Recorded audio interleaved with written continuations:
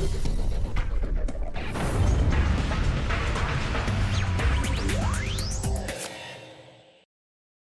everybody, Kevin P. McAuliffe here, and I am back again with another Boris TV tutorial. And as you can see in front of you, I have a time-lapse shot of the sun's rays peeking through the trees of a forest.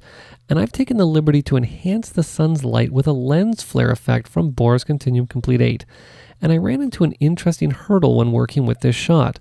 The sun is moving behind the trees, which means that I would need my lens flare effect to appear and disappear as the sun is being blocked by the foliage in front of it. If I had to keyframe this manually, it would take quite a while, but not using the power of Boris Continuum Complete 8 and the new Lens Flare 3D effect. Let me show you how to think a little bit outside the box to create an animation so realistic that your client will think that lens flare was there the day they shot their footage. Okay, so let's quit out of QuickTime and let's Command Tab into Adobe's After Effects and get started. Okay, so I've Command Tabbed into After Effects CS 5.5, and what I need to point out is that because I'm using CS 5.5, I am using the 64-bit version of Boris Continuum Complete 8.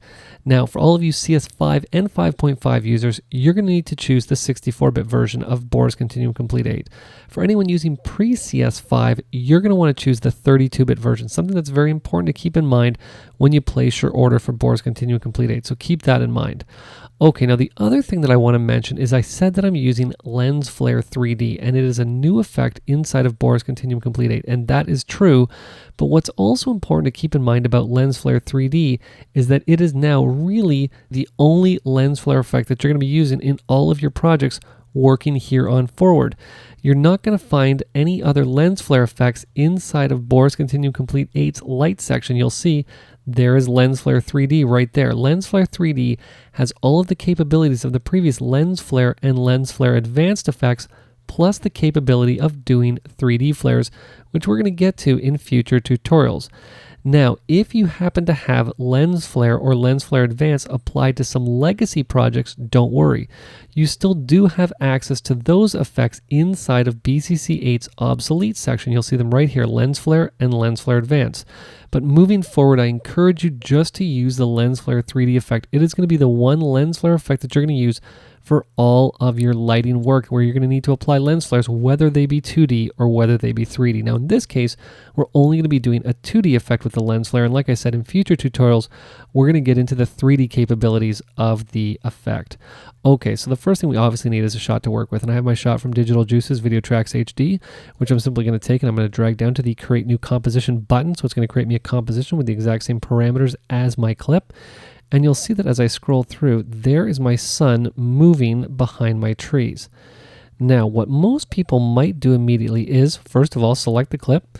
We're going to navigate back up to BCC8 lights. I'm going to drop that down, and I'm going to simply select Lens Flare 3D. I'm going to drag it over here. I'm going to drop it onto my clip, and you'll see that we get a very bright lens flare. Now, what most people would just do is they'd stick this roughly where it's going to go, and then as the sun moves, what they would do is just animate it across like this. The only problem is, as you can see, is that it basically looks like I've taken a lens flare filter and just tacked it right on top of this. There really is no realistic quality to the composite that I've just done. So what we need to do is we need to get in and fake this, because like I said, I want to enhance the lens flare effect. So the first thing I'm going to do is I'm going to come in and I'm actually going to turn off some parameters. I'm going to turn off the flare. I'm going to turn off the rays. I'm going to make sure that fog stays off. I'm going to make sure hollows stays off, and I'm going to make sure that stripe stays off as well. So basically we just have a bit of a trimmed down version of the original flare, and we don't have the light source, but we still do have the point where the light is going to be, which is what's going to help us create this effect. Now, the first thing that I'm going to want to do is get in and animate the actual filter flickering on and off as the sun moves behind the trees. Now, you'll remember I said in the intro, this can be a very long and very painstaking process. Not the case if I'm using Boris Continuum Complete 8's Lens Flare 3D effect. Why? Because I have the ability to tell the effect that I want to have a certain layer obscure it. And believe it or not, in this case, what I'm going to do is I'm going to have the layer itself that the effect is applied to obscure the lens flare. And here's how I'm going to do it. You'll see that over here on the left, I have the obscure type, which is set to RGB. You'll see that I have the obscure map layer right now set to none. What I'm actually going to do is change that, and I'm going to have the layer obscured by itself. Now remember, I'm just going to zoom in here. What is actually happening here is that the effect is actually looking at the RGB value of this shot, and anything that has an RGB value that is anything but white, you'll see that the flare is starting to disappear. As soon as I move the point of interest over top of something that's white, the flare appears back in full. Now here's the bit of the issue that we have going on with this shot. I'm just going to come back to the beginning. You'll see that at the start of the shot, the sun is located right up here towards the top of the frame.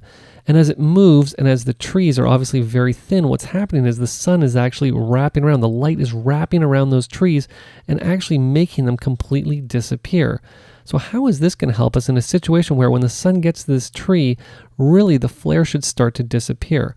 Well, here's how I said in the intro, we're going to think a little bit outside the box. What most people might think that we would do is we'd come back to the beginning, we'd come and we'd take the point of our flare and we'd set it up here.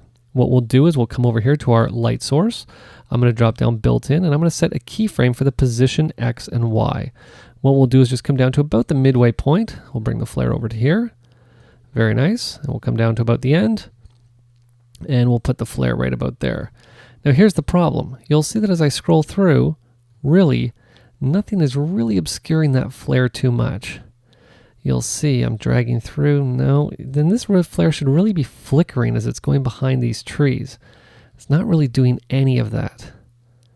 So how do we get around and fake this? Well, like I said, let's think a little bit outside the box. Remember, I've turned off a lot of the light information for this flare, and we really only have the polygons and the hoop that are really sort of telling us that there's a flare there. So let's cheat this a little bit. What we're going to do is come right back to the beginning, and we're actually going to take our lens flare and we're going to stick it way down here. I'm going to come back to my clip. I'm going to hit U on the keyboard on both Mac and Windows, and I'm just going to delete these other two keyframes. What we'll do now is we'll scroll down to about the 5-second mark, and again, we're going to come up, we're going to make sure that our lens flare 3D effect is selected, and I'm going to drag this right over here.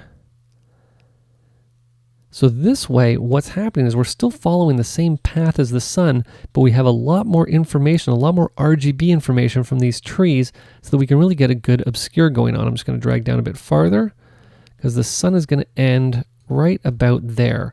So what I'm going to do is just position the flare right there, and you're going to see now that what's going to happen is, I'll come back to the beginning and I'll preview this, that we're now going to get a very ultra realistic looking lens flare that's going to look like it's appearing, there we go, as the sun creeps out from behind these trees. And let's zoom back and preview this, and you'll see that creating an ultra realistic looking lens flare in a scene like this that mimics exactly what would happen in a real world situation should really take you no longer than 5 minutes to do, and you can see just what an enhancement it adds to this shot. Very nice. So if you have any questions, you have any comments, or you have any tutorial requests, you can send them to support@borisfx.com. This has been Kevin P. McAuliffe. Thanks a lot for watching.